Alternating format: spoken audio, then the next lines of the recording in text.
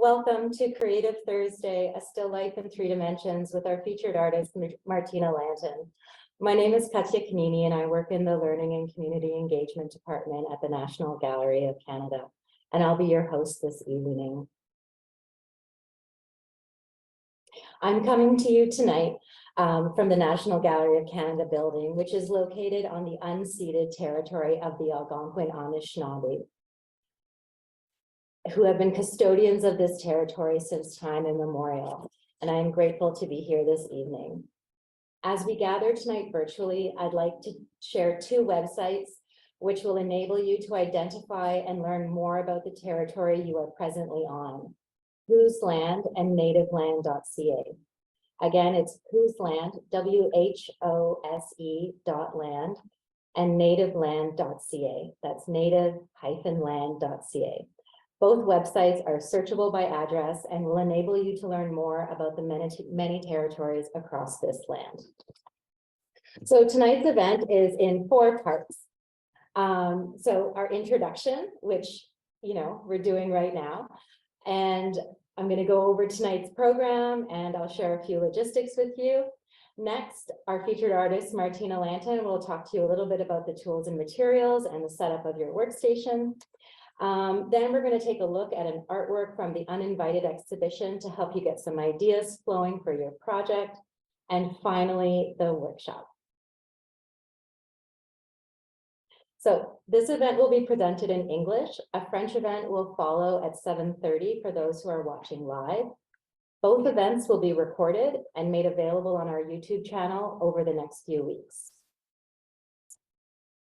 We are monitoring the Q&A. If you have questions, please send them in, and we'll do our best to get to all of them during the evening's program. So for technical support, anything at all, we are very excited to have Connected Canadians along with us. Connected Canadians is a not-for-profit organization that offers technical support. The phone numbers are on the screen right now. The toll-free number across the country is 1-877-304-5813. If you don't want to call, you can also just reach Connected Canadians through our Q&A chat. Just type in that you're having some technical problems and they'll reach out. This can be anything from your monitor isn't working, the Zoom connection is fuzzy, or you can't hear. So please take advantage of this assistance. So it's my pleasure now to introduce Martina Lantin. You can see her up here on the screen with her website and social handle. Martina was born in Montreal and received her Master of Fine Arts from NSCAD University. She has participated in multiple residencies internationally, including the Aeromont School of Arts and Crafts in the United States, the Zentrum for Ceramic in Germany, and the Liling Ceramic Museum in China. Dedicated to the power of functional form, Martina mines the history of ornament and pattern to explore the mutation and boundaries of functional ceramics through vessels and installations. Martina is an associate professor at the Alberta University of the Arts, and she is joining us from Alberta. So Martina is going to show you how to set up your tools and your space. I'm going to stop sharing my screen, and I am going to invite Martina to join us.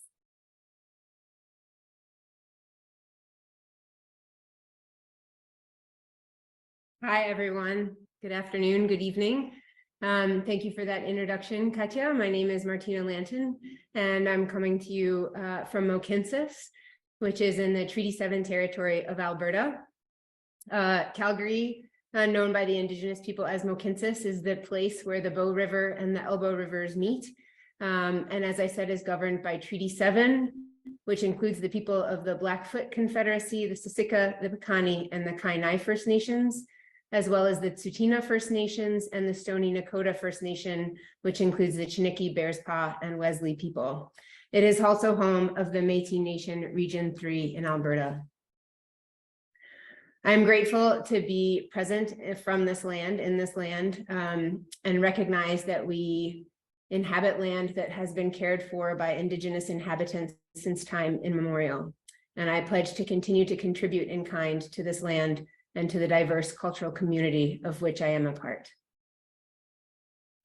So today I'm going to be talking about working in 3 dimensions with clay. And in order to make this workshop as accessible as possible, we've chosen to work with air dry clay, and I tried a variety of them. So there's DAS is a common air dry clay that I remember being enchanted by the advertisements as a young child.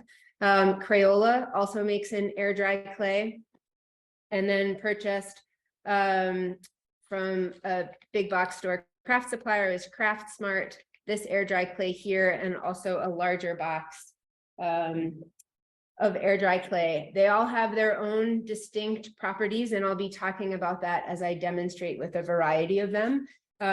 Whichever ones of these you have should be fine to work with for the purposes of the workshop. In terms of getting the workstation set up, what I encourage you to have is a small container of water. It's nice to have a damp cloth to wipe your fingers with as you're working. I also have a sponge here to clean my surfaces and a variety of tools. A kitchen fork is really helpful when scoring and slipping. So we want to create abrasions on the clay surface and then generate a little bit of glue. I think about it as Velcro and glue in order to stick 2 pieces together. So the fork is a really helpful household tool for that. Any kind of rolling device, a brayer, or a standard wooden rolling pin is a nice tool to have. And also if you have any scraps of plastic. Working with clay is often a pursuit of moisture management. We want to make sure that the clay maintains its plasticity and doesn't dry too rapidly as we're working with it. And here in Alberta, the air is very dry, so plastic is always close to hand. We'll begin the workshop by working through some basic forming methods, and then I'll talk a little bit more about clay's specific properties, its capacity for mimicry, look at some strategies for building some household objects out of clay. Again, we're generating a still life, so I brought some objects from home. I have this friendly little cactus, a Lego from my daughter, and some other objects that we'll be working on molding alongside more conventional pottery forms like small bowls and vases. Because air dry clay is not fired, it remains a little bit porous. And so what we make today won't be able to be used for food, but we'll be able to provide a wonderful memory for you all of this event. And perhaps the still life includes objects that are of close sentimental value. So that's what we'll be looking at today. We'll talk about surfaces also at the end, applying different colors to finish the forms.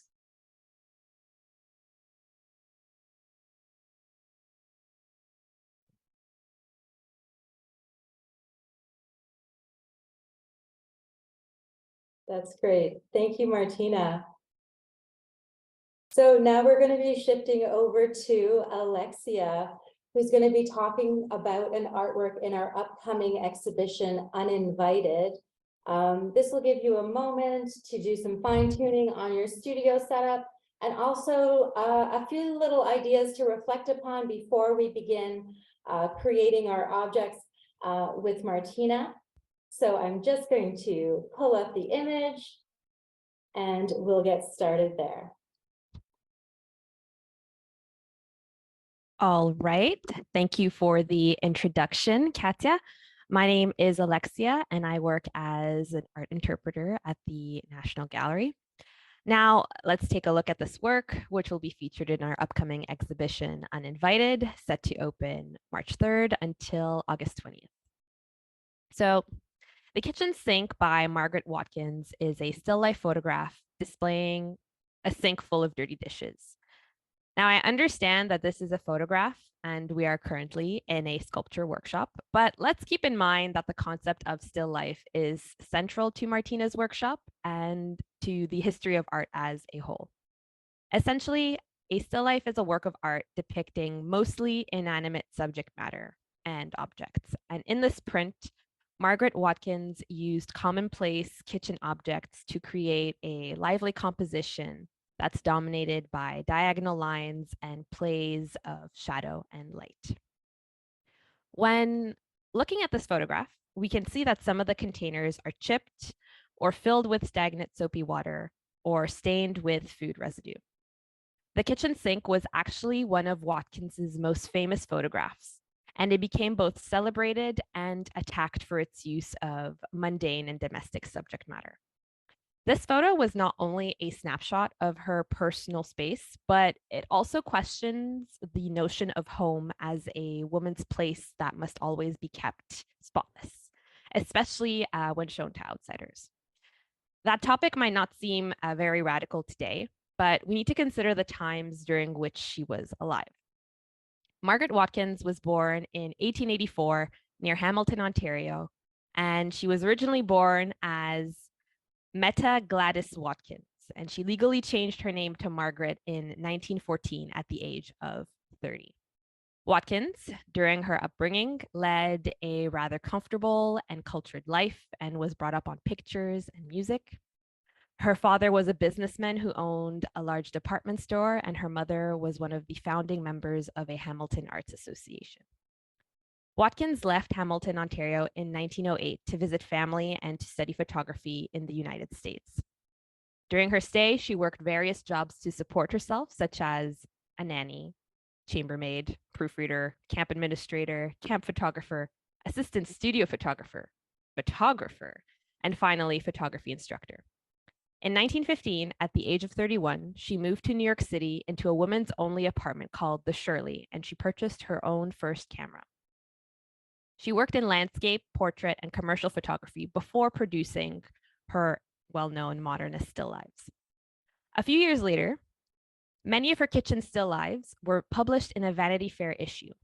Unfortunately, the one that is currently on your screen, the kitchen sink, was not included in the Vanity Fair article, but it was shown at several exhibitions around the world and became celebrated for its radical use of mundane domestic subject matter.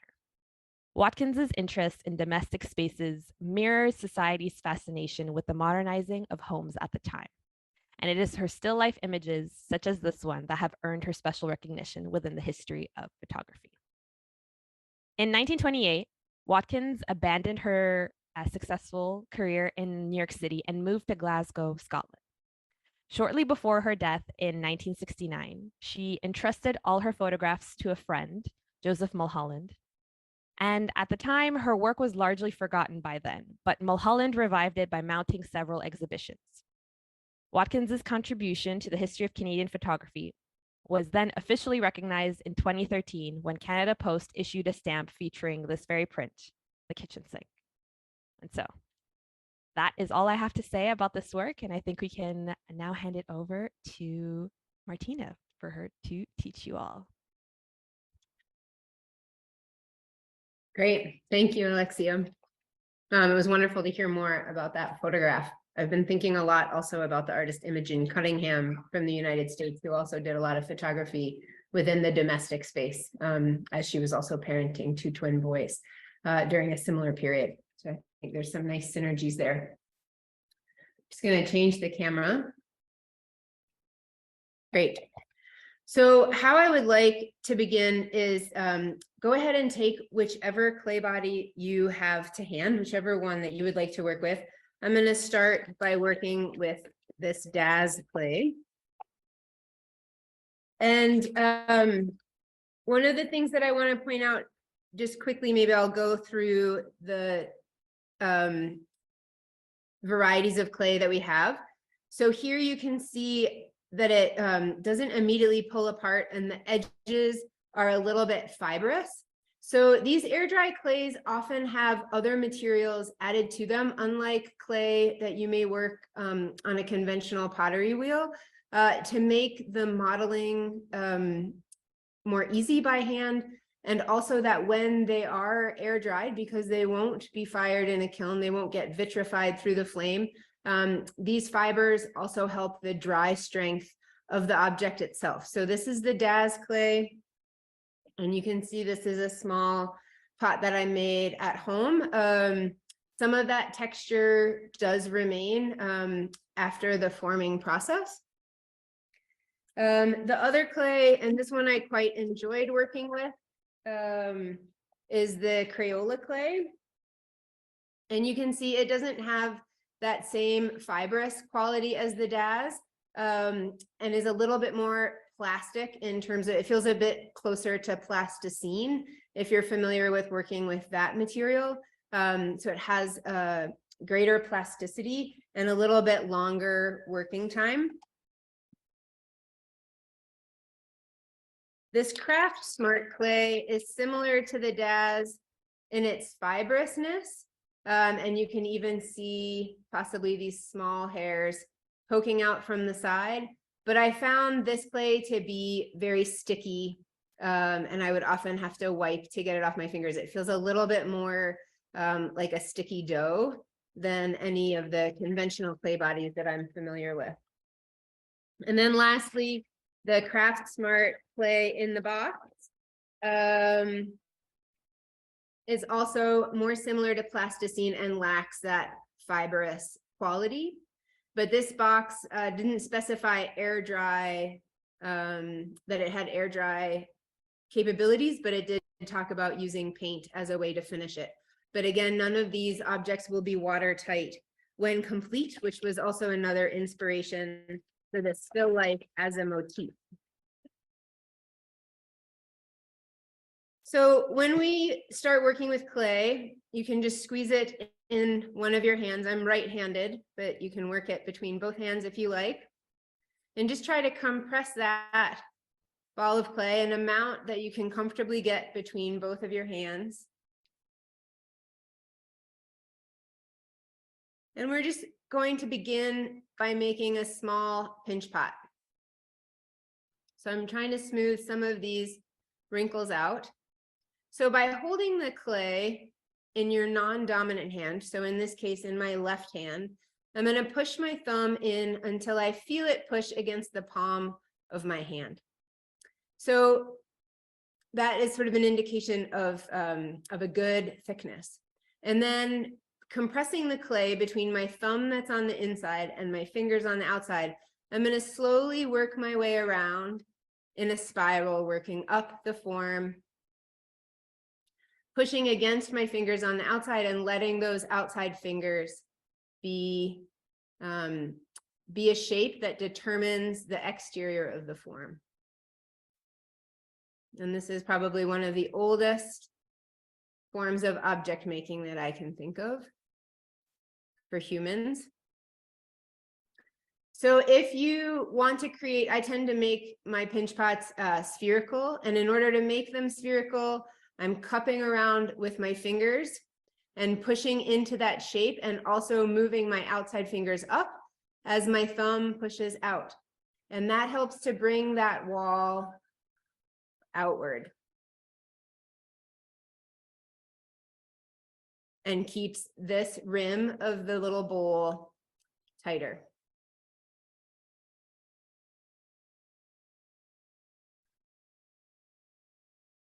I'm just going to keep working this around. I'm going to take that spiral. So I spiraled my way up the form, pinching, and now I'm spiraling back down, just continuing to thin out the walls,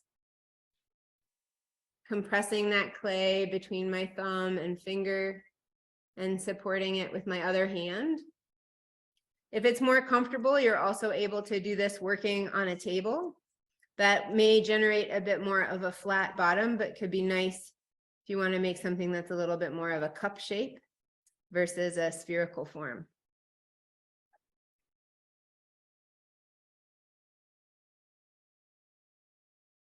So you'll notice as we're working with this clay that we're getting some of these cracks, and you can work to smooth them out. I would resist the temptation to use water. Water in this case will tend to make it a little bit slimy. And I'm just trying to compress those cracks and smooth them out, moving the material across the crack versus smoothing it out alongside. That's just a way to get those particles compressed and build greater strength in the work.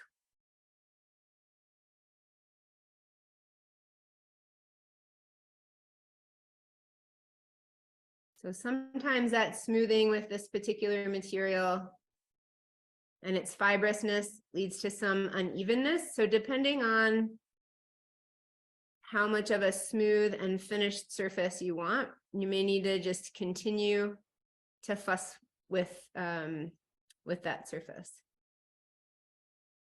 But as I said, resist the urge for water. I can show here the water tends to make it builds up a slime layer, but it makes it much more it makes it more difficult to compress those cracks when it's wet. So I'm just going to also pinch my rim together here a little bit more, keeping that top contained. So letting it pivot on the tabletop. Just working off of a plastic placemat here for ease of cleanup. And refining the rim. So one of the things that we'll talk about periodically today as we go through making our objects is this idea of illusion. So when we look at an object, if we make the edge of that object delicate, the object itself can read as something much lighter than it is. And we'll talk about that as we look at some trompe-l'oeil objects for our still life. So I'm going to set this aside for now and let it dry. And I want to demonstrate coil building with another clay body just so you can see the difference in how those clay bodies behave. So I'm going to work out of the larger bag.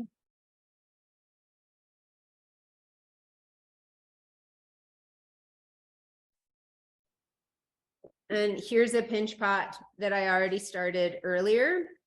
And you can see how much easier this particular clay body, this is the large box of Craft Smart clay, how much more easily it can blend together, taking care of some of those cracks. And I had mentioned when we were setting up the studio, setting up your workstation, this idea of scoring and slipping. So when you're asking clay to join two pieces together, these may be pieces of a different dryness or a join that is a little bit vulnerable, like a handle on a cup. You want to score and slip that join in order to make sure that those particles come together nicely, that those two parts actually start to form a bond. And so a way that I'll often explain this to students is building up Velcro and glue. So using the fork, I'm going to score the surface, so scratching across the rim of my cup here.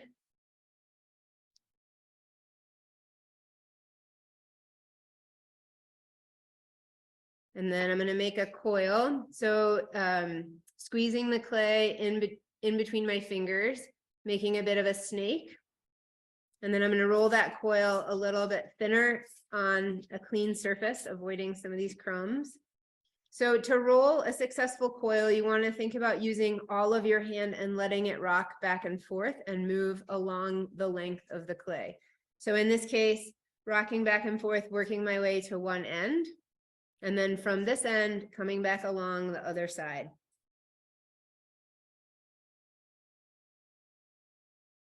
If you find that your coil is ending up a little bit squarer, you can, let's say this is the squareness here, right? Or that is a little bit less round and not rolling as easily. You can always tip it up and tap it back down so it becomes a bit more of a square, and then try to roll that back into a good coil.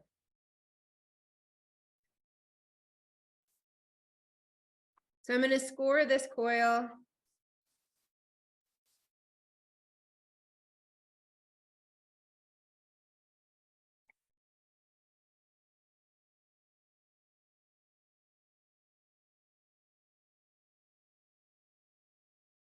And then using my sponge, take a little bit of water and just wet that edge. I don't want to oversaturate the form because it'll make it a little bit weaker. And I'll score it again, trying to build up some slip.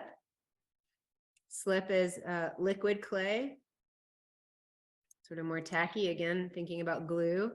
And then I'm going to compress that scored edge of the coil to the scored edge of my pot. If you have a small Lazy Susan at home, you can steal it from your spice cabinet, perhaps. Those are also helpful to work on. And then from here, similar to when we were blending the wrinkles on the original pinch pot, you want to try to blend the clay from one part into the other in order to get a good bond between the two parts. If you simply smooth it this way, you're not actually taking the clay from this part and moving it into the other part, and the bond will be less secure. So I'm going to do that on the inside and the outside. And you can see here that I'm using a gesture really similar to the gesture that I was using in making the pinch pot, supporting on the outside with the flat of my fingers and using my thumb on the inside. Everyone develops their own unique techniques with making, with coiling and smoothing things out. And this is what's become habitual for me. So I can continue to refine this shape and build coils onto this form. So if I were to make a compound curve, wanting to make something that would come inward, we'd get some more clay.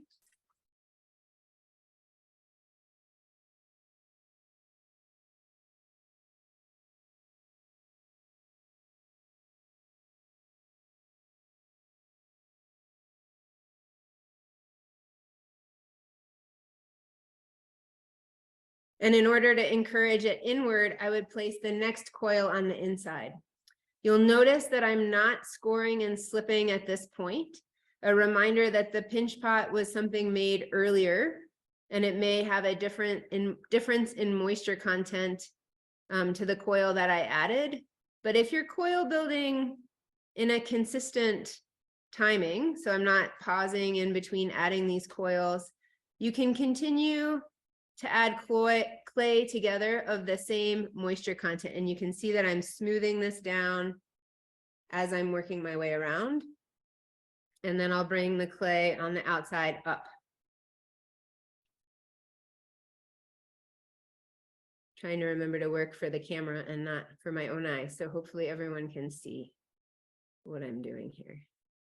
So you can recognize how this is starting to curve in, having placed that coil on the inside. Also smoothing from the bottom up tends to help encourage it inward. And I can also continue to pinch and build that curve toward the inside. For the sake of time, I'm going to focus on introducing a variety of techniques and then showing the objects that I've made with similar techniques. And ensuring that we also have time to look at surface design. So if you are coil building larger, more complex forms, you may find that through the process of adding coils and pinching, that the form starts to become something that you don't want it to be. It may be getting wider, it may start to slump. Even right now, sitting on this little bottom, the rounded bottom that I had originally here is starting to flatten out. You can, of course, leave them to dry upside down like this, and that will allow the moisture content in the lower part of the form to dissipate, and this becomes stiffer, and the top may keep its moisture, or you can let it sit wrapped in plastic for the moisture to equalize. But just for the sake of an example, if this was becoming too wide, if any of you have experience sewing garments, you would be familiar with the term darting. So you can take little cuts out, and I'll do this in 3 places equally. So I'm going to remove small V's of material.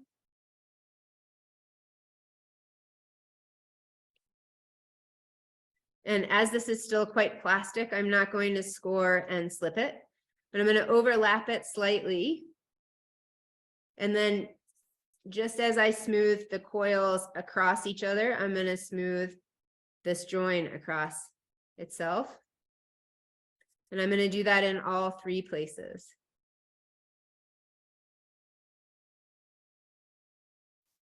And again here. So by removing those small V's, I'm able to contain the shape. And working on this small scale, it's easily something I can hold in my hand, pinching out to equalize that curve. And you can see how my top has become narrower. You can also pinch is sort of the core of many clay, of moving clay around, the pinching and squishing of this very plastic material. So you can also pinch it closed as a way to encourage it to become more narrow.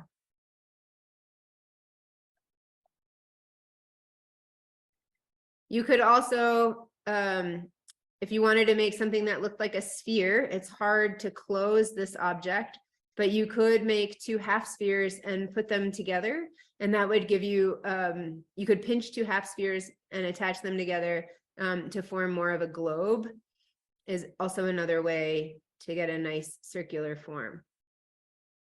So again, I'm just going to set this to the side and we're going to look at slab building.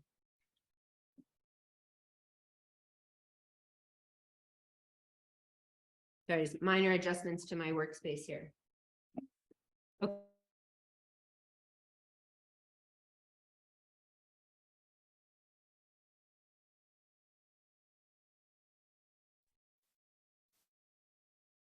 So with the Crayola clay,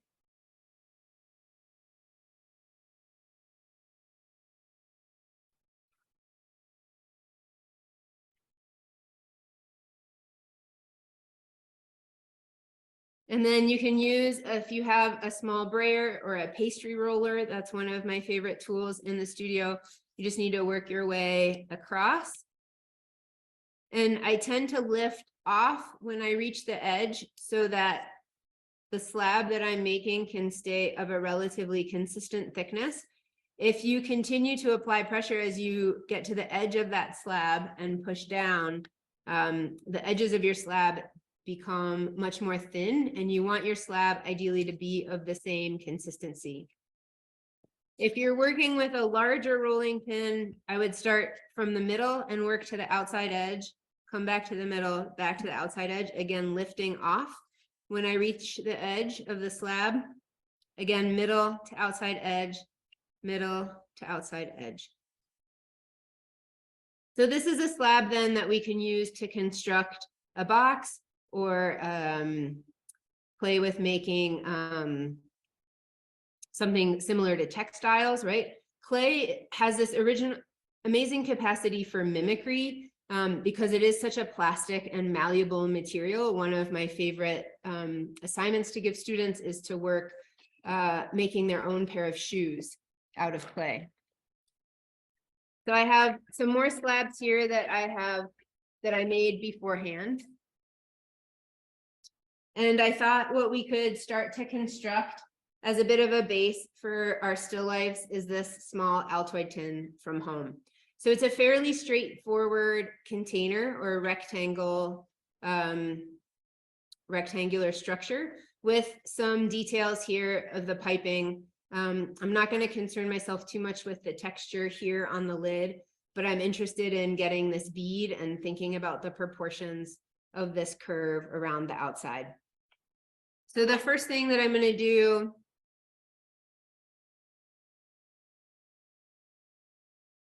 these got a little stuck together. If you do make a lot of slabs to work with, it's helpful sometimes to put paper in between.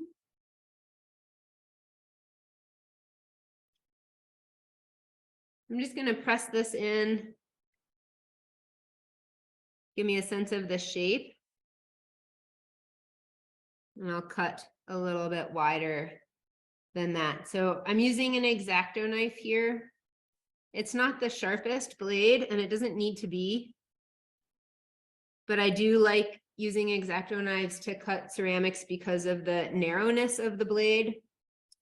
A lot of pottery kits come with a pottery knife, which has its uses, but I have tended to work with X-Acto blades more frequently.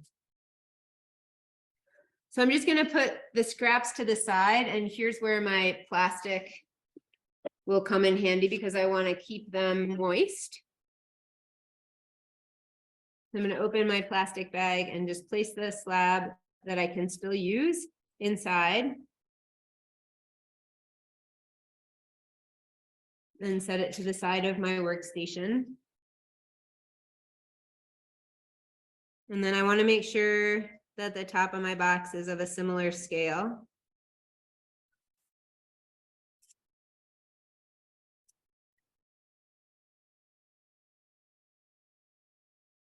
So I'll cut this to the same size.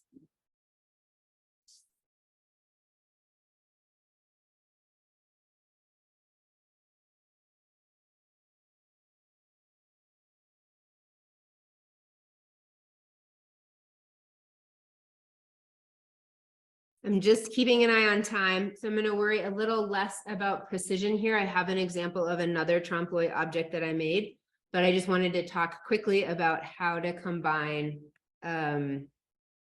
two pieces together when working with a slab. So again, imagine that I'm seeking to build this as a box. So I want to keep this rectilinear structure. And maybe for the sake of time, I'll just cut this out with the curve.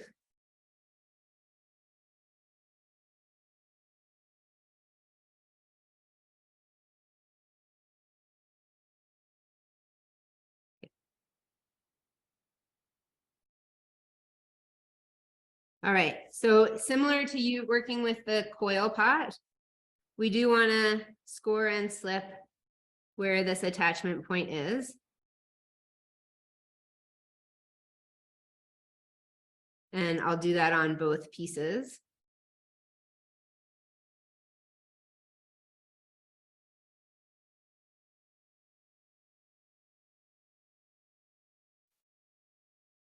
Pushing down on the lower slab, I have this structure. You can see it's not super tidy yet, but a trick that's necessary when combining two slabs together is to take a coil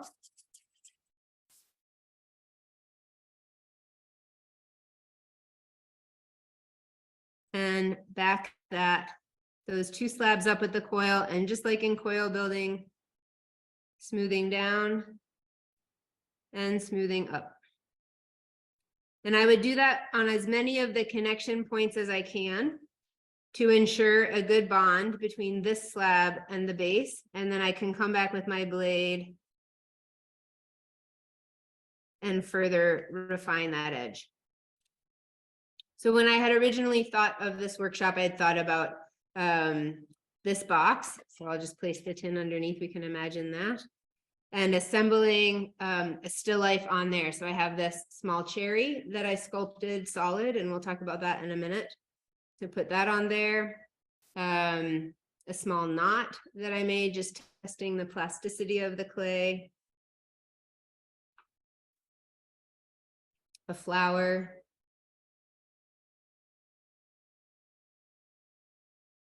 And this vase. So all living together. I know it's hard to see from up above. Switch the cameras briefly. So here you can see the idea of generating a still life. The box or the tin would then serve as that support. So I want to talk about the flower element, and I want to talk about clay's capacity for mimicry a little bit more closely. So in this object, I was seeking to mimic my wallet.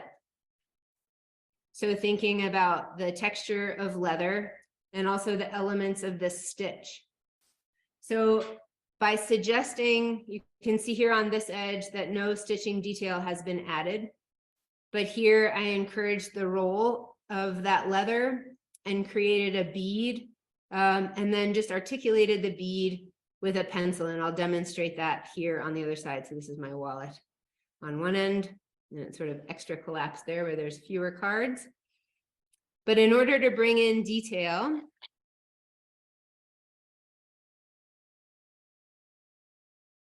you can play with a tool. I have these plastic modeling tools, but you can try it with any variety of tools you have to hand.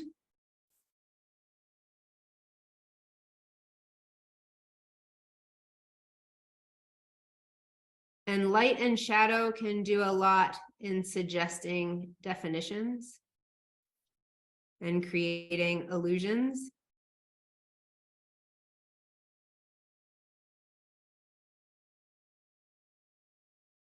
So if I create the sense of that roll of the leather going into the stitch,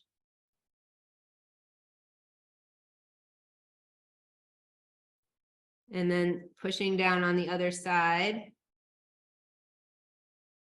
and start to see how that shadow becomes generated.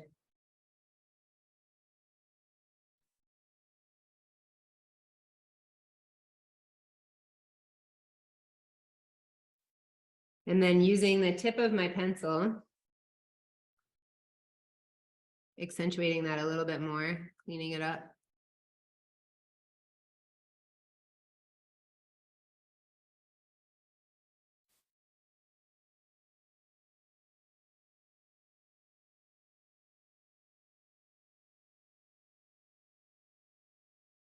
And then with the tip of my pencil, just creating those tips to imagine that sewing needle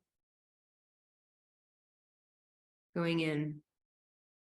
So you don't necessarily need to lay a whole bead down. You can reduce the material, take a little bit of a relief, pull material away, and then using light and shadow start to generate something that gives a sense of softness and finish to the edge, right? So it may look like a bit of a burrito, right, without that bit of detail, but then you add the stitching and it starts to enhance the sense of the object. So again, clay's capacity for mimicry that way. So one of the things that I suggest you do is get a slab like this and just play with executing those textures before working it through on a final object. It's more helpful when you have a hard surface to push against. So I need to worry less about the delicacy of the object that I've sculpted. So playing with that same stitch, and I'll lift this to the camera in a moment.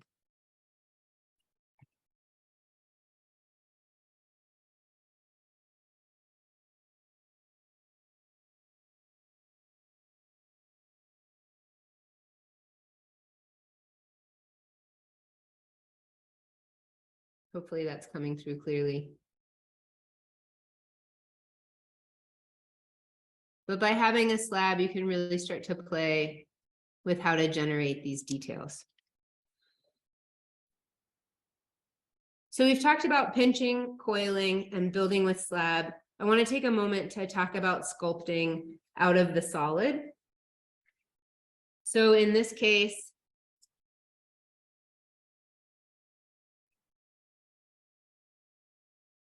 I'm going to work with the most plastic clay again. And I'm going to look to make a Lego.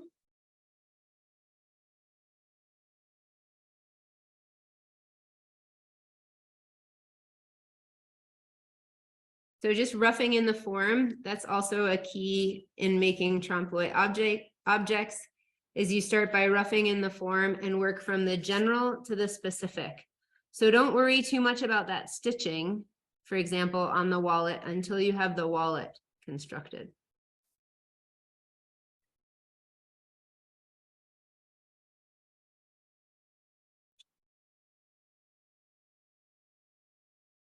So I'm going to worry a little less about the hard edges of my Lego block at this stage, since I'll be handling it still quite a lot. But one of the tricks I found in making a Lego brick is the straw makes a really good extractor for the pips. So what I'm going to do is push the straw down.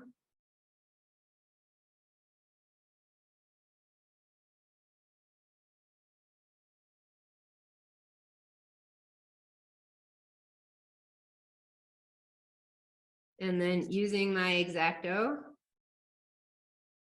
trying not to cut too far. Starting to pull that clay away from the pips of the Lego block.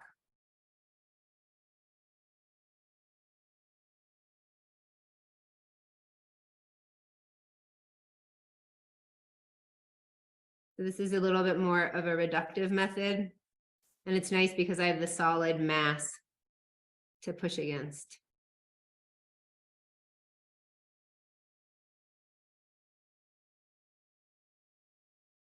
So I do have a version of this Lego that I completed yesterday. This is working with the DAS clay.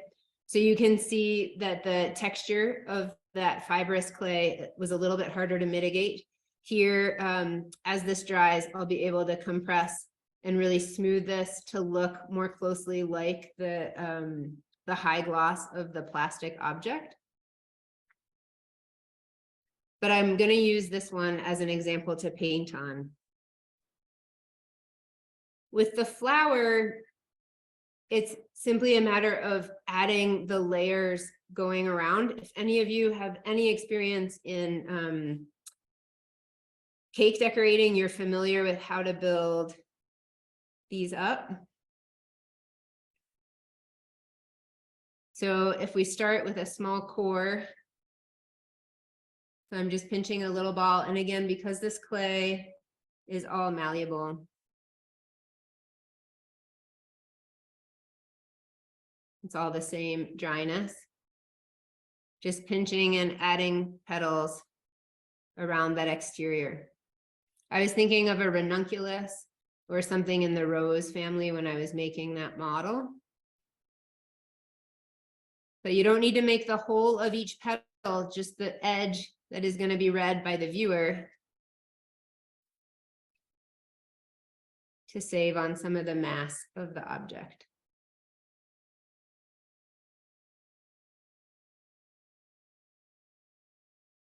So gently applying the petals and working my way around. What I found in working with the air dry clay is that it needs between 24 and 48 hours to dry completely. And while it's drying, you want to be mindful of its fragility. Thin joins are more vulnerable to breakage. Clay shrinks as it dries. I think the fibrous clays do this a little less so. That fiber helps maintain the structural integrity of the clay as it's drying and as you live with it.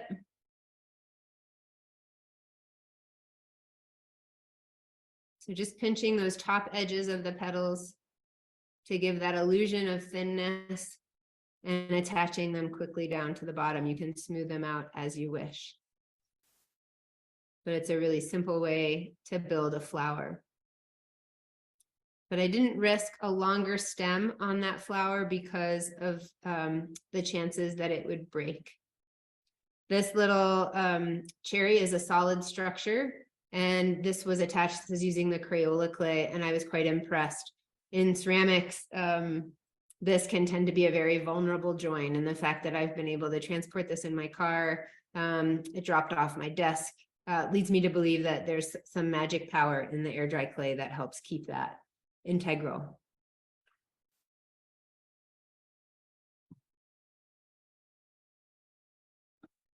Hi, Martina, it's Katya. I'm just going to pop in real Yep. quick to just let everybody know that we have only 10 minutes left today in our event. So if there are any questions for Martina, this is your 10-minute window to ask those questions. Thank you. Thank you, Katya. So I spent a little bit of time also experimenting, since this is a material that's new to me as well, with different ways to apply surface treatments to it. And so what you're looking at are two test examples that I did at home. And if this is a working material or a process that you want to continue to experiment with, I encourage you to do tests like this as well. So I'll take this one as it's a bit cleaner. So at the top, we have acrylic, watercolor pencil, conventional child's marker, and an oil pastel.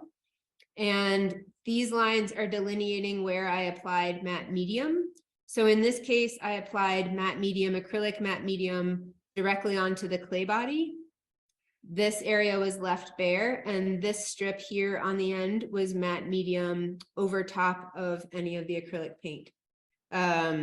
and other decoration materials.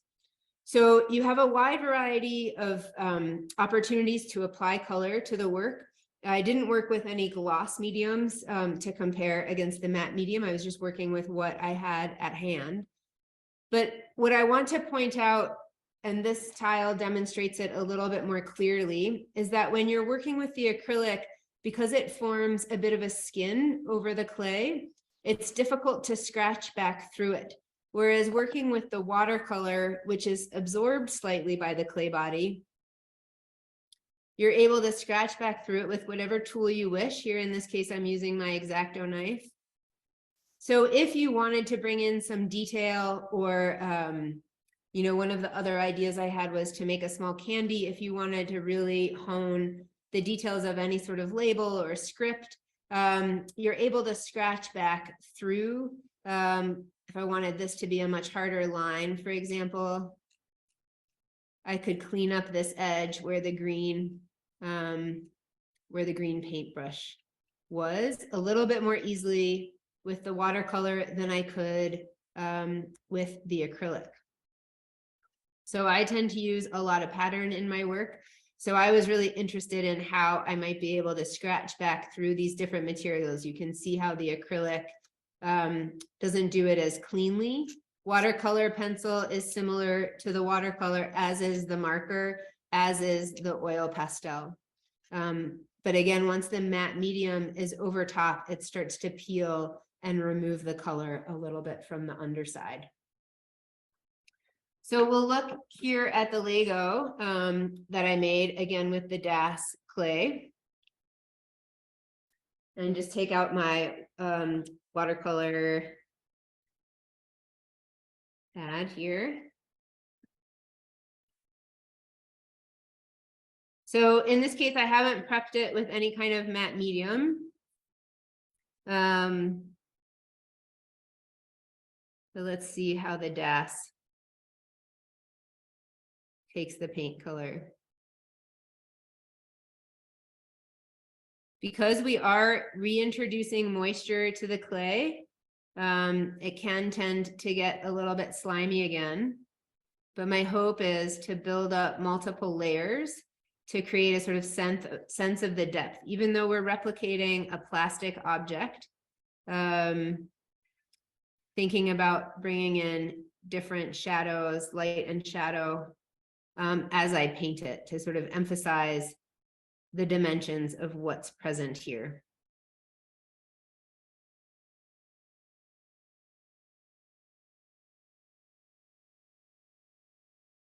So it may be difficult to tell on your screen, but the surface is starting to get a little slimy where I've applied it. So I'm going to let that dry a little bit.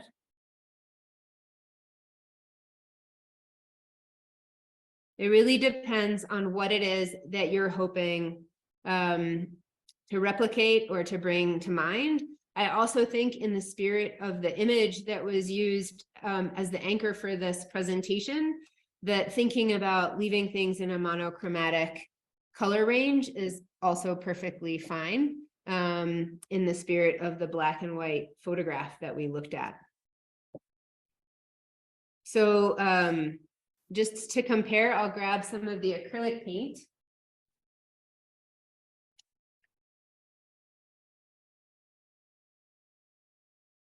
So that you're able to see the difference in terms of how that is applied.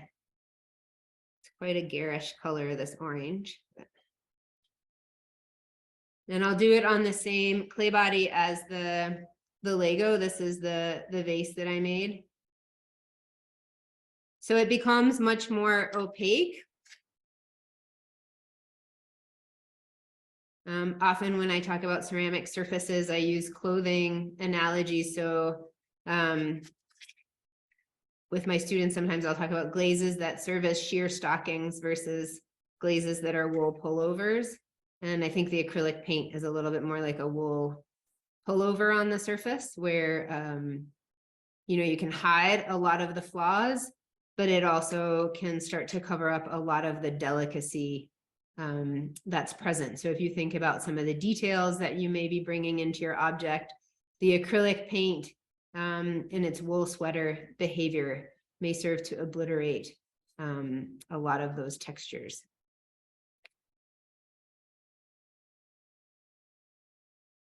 But I think it's really exciting to consider, at least from my perspective, as someone who works with ceramics and has worked in an industrial context, working at production potteries, and all the conventions of the way ceramics is produced and the way you finish it, to think about having the capacity to really apply any kind of surface texture to it that you wish. So some of you may be very skilled painters and artists in other mediums, and you may be interested in playing with ceramics and thinking about how your skills and capacities in two-dimensional work can translate onto something in 3 dimensions. So just a reminder, with something like this vase, even though it's painted, it's not going to be watertight, but will, you know, you could use it to hold dry flowers, but I wouldn't put water on it.